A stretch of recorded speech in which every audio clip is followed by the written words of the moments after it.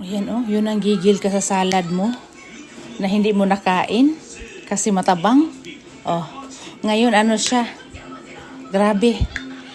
Oh, ang sarap talaga, grabe. Ang sarap. Sus, Ginoo, kailangan pala. Ito lang naman yung ano, ito lang yung ano niya. Mga siguro 1/8, 1/4 lang ata tong ano na to. Basta maliit lang siya na ano eh. Kaso, kulang talaga sa lasa. O, edi ito na siya. Kuhang-kuha na ang lasa.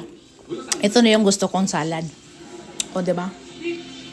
Nakuha ko na ang lasa sa wakas. Buti hindi napanis. O, ito na yun ang lasa. Kuhang-kuha na siya. Ito na yung hinahanap ko na salad. Grabe na to.